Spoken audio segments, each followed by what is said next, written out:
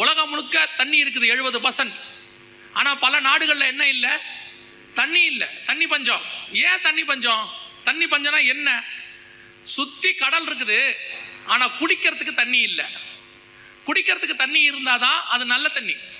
சுற்றி தண்ணி இருந்து குடிக்க தண்ணி இல்லைன்னா அதுக்கு பேர் என்னது? தண்ணி பஞ்சம். அதே மாதிரி தான் சுற்றி சபை இருக்கும், ஊழியக்காரர் இருப்பாரு, எல்லாருக்கும் உங்க ஆத்ம தாகத்தை தீர்க்கிற வசனம் இல்லாவிட்டால் அதற்கு பேர் தான் வசன பஞ்சம். வசனத்துக்கு பதிலாக வேலை எல்லாத்தையும் கொண்டாண்டா சபைக்குள்ள. இப்ப பாருங்க, சபையில வசனமே இல்லையாமா. ஊழியக்காரன் துணிகரமா சொல்றான், வசனம்லாம் இல்ல, ஒன்லி வர்ஷிப், தெய்வீக ஆராதனை. ஆடுறோம், பாடுறோம், குதிக்கிறோம், விசில் அடிக்கிறோம், வேலை முடிஞ்சு. வசனம் அதெல்லாம் எதுக்கு? அதெல்லாம் போர். ஆனா பைபிள் என்ன சொல்லுது தெரியுமா? வாலிபன் எதனால் தன் வழியை சுத்தம் பண்ணுவான்?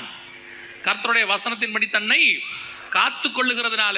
நல்லா தெரிஞ்சுக்கொள்ளுங்க, வெறும் பாடல், ஆராதனை, ஆட்டம், பாட்டம், அப்புறம் ரெக்ரியேஷன், அப்புறம் கேம்ஸ், இது எதுவும் பரலோகத்துக்கு கூட்டிட்டு போகாது. வசனம் மட்டும்தான் பரலோகத்துக்கு கூட்டிட்டு போகும். வசனம் மட்டும்தான் காப்பாற்றும், வேற எதுவும் காப்பாத்தாது. நினைச்சுக்கிட்டு இருக்காதீங்க. நமக்கு பாட்டு தேவை, ஆராதனை தேவை, அது வசனத்துக்கு அப்புறம். வசனம் இல்லாத ஆராதனை எதுக்கு? வெறும் ஆராதனை வச்சு என்ன பண்ண போறிய? வெறும் ஆராதனை பண்றதுக்கு தான் பரலோகம் இருக்கு. அங்கேயும் கர்த்தர் இருக்கிறார், அவரே வசனம். வசன பஞ்ச காலம். நீங்க யோசிச்சு பாருங்க. சத்தியம் கிடைக்கிற சபையை ஒருத்தர் என்கிட்ட கேட்கிறாரு, ஐயா நான் இந்த ஊருக்கு வரப்போறேன், ஒரு நல்ல சர்ச் இருந்தா சொல்லுங்கன்றாரு. எனக்கு ஆச்சரியமா போச்சு. சர்ச்சே நல்லது தானே, அதுல என்ன நல்ல சர்ச்சு? அப்படின்னா என்ன அர்த்தம்? கெட்ட சர்ச்சு வந்துருச்சுன்னு அர்த்தம். ரொம்ப கேர்ஃபுல்லா இருக்கணும். பெரிய சர்ச்சு, கூட்டம் அதிகமா இருக்குது, ஏசி போட்டிருக்கிறாங்க, அங்க பாஸ்டர் வந்து ஹெலிகாப்டர்ல இறங்குறாரு, அந்த சர்ச்சுக்கு போனா நல்லதுன்னு நினைக்காதீங்க. உங்களை விசாரிக்கிற சபைக்கு போனோம், தப்பு பண்ணா கண்டிக்கிற சபைக்கு போனோம், சத்தியத்தை பேசுற சபைக்குள்ள போகணும். உங்களை யாருன்னே தெரியாம 10,000தோட ஒன்னா உட்காந்துட்டு போனீங்கன்னா வேஸ்ட். நான் சொல்றேன், வேஸ்ட்.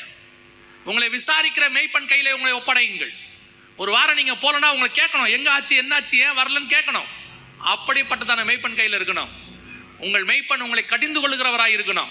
நீங்க என்ன பண்ணாலும், பையன் என்ன பண்ணாலும், யாரை இழுத்துக்கிட்டு வந்தாலும், எதோட ஓடி வந்தாலும், டோன்ட் வரி, நான் இருக்கிறேன், நான் பண்ணி வைக்கிறேன், நான் இருக்கும்போது உனக்கு என்ன கவலை அப்படின்னா அவருக்கு பேரு பாஸ்டர் இல்ல, அவருக்கு பேரு வேற. அதை நான் சொல்ல விரும்பல. கேர்ஃபுல்லா இருந்து கொள்ளுங்க. வசன பஞ்சம் எல்லா பக்கத்திலையும் போயிட்டு இருக்குது.